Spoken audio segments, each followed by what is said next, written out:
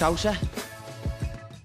So earlier, Chris Bengal was saying the 5-4 top four is on toy like Leicester. I still feel like that's an overreaction. Like say, if that game could have gone a lot more differently if we are able to capitalize on one of our chances, and maybe if we started if we made the necessary adjustments. I put this more on Klopp than anything else because I mean the first one, I think the Fulham game, it was more like we said the players, right? Like the attitude, the approach over it. It just did not look like they had the energy levels to match Fulham. I felt like we started really well. You capitalize on one of those chances, it's probably a totally different game. Or if we start with the riskier lineup, well, in terms of like injury riskiness lineup, I feel like we go to distance. How big of a I know you're quite upset, Paul, but in the grand scheme of things, do you agree that it's that big of a deal for the fighting for the top four, or is just like, once a couple of these guys come back, we're going to start rolling like we were? Probably somewhere in the middle. Like, I don't know that I'm going to go and say like, we're in a fight for top four for 5 and 6, but like I think the alarming thing to me is that these are issues that are like long threaded issues through the fabric of the club, that are issues that have been festering for 3 years. This isn't a patch of bad form. Okay. This isn't like a slow start to the season. And like, it really irritates me to hear stuff like Klopp post game, basically talking about how this week was like an injury plague of biblical proportions. Like injury crises hit teams. Okay. It happens all the time. West Ham played the entire last 2 months of last season without a center back. Like you make adjustments, you buy for depth, you make tactical tweaks, you make philosophy changes. We've done none of those. And we have known issues in the squad. And we've had 3 years to know that all these contracts were changing this year. And this is going to be a transitionary period. And it does not appear that we have made the necessary contingency plan for that transition. Mostly because it does not appear that we have like addressed any of the depth issues and any of the points of the team we're concerned about. And we're now trotting out a team, injuries aside, put out the injuries.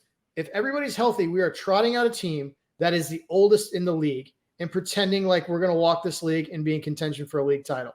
And I just don't know if I'm there yet. I mean, I just think I'm deeply frustrated at a lack of urgency in the side coming out of this season.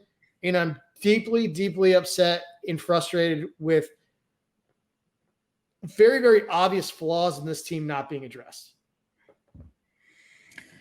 How about you, Gally? I mean, in terms of squad flaws, I agree with the midfield only in the defensive midfield sense. I think that's probably one area that it was kind of glaring because you're back up to Fab, who was showing signs of getting tired. Obviously, like a long ass season last season, but he's kind of like started the same way because obviously these guys had just had a short break. Definitely doesn't look himself, or and he's so crucial to what we do.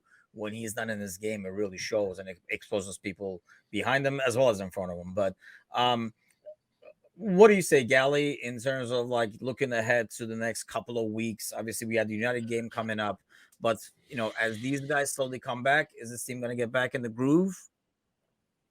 Well, yeah, I expect this team to get back in the groove because I believe in these players. I believe in if they're all fit, but I do think that, to Paul's point, the frustration lies the fact that a couple injuries that are things that we should have prepared for because they've been our experience over the last 18 to 24 months were treated like they weren't problems. Like Thiago was going to stay fit a long time and it was okay for Milner and Henderson to get a year older.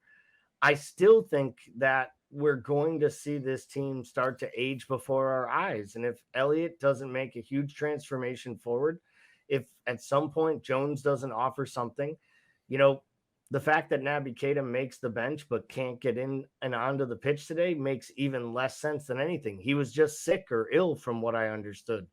Now we're risking players that weren't healthy enough to start to come in and make an impact. It just, all of this doesn't add up. And then there's just constantly excuses. And I feel like there's just more excuses over the last 6 months than I can remember at any time in the last 3 years. And that went through COVID, Van Dijk, and having no center backs. Yet now the excuses are there, whether they're the manager, the club, or the PR machine telling us why we're not, looking at buying $15 million midfielders that could do a job instead of playing James Milner today, if you don't have faith in anyone else. And I just feel like it's the excuses that I'm frustrated with. But would you rather have, I mean, I guess it depends on like the person, but would you rather have that an unknown coming into, because here's the thing with Klopp, even if they sign somebody, let's say for 2025 right now, you guys know we're not going to see him till after the World Cup, probably on a regular basis, right, Bickler? I mean, I guess there's the need now, but even then, knowing Klopp, he would try out 37-year-old Milner out there before putting that new guy in who has not learned the system yet, or who just. Well, I mean, I think once again that's probably on Jurgen Klopp, though. I mean, he was forced to play Diaz. That turned out okay.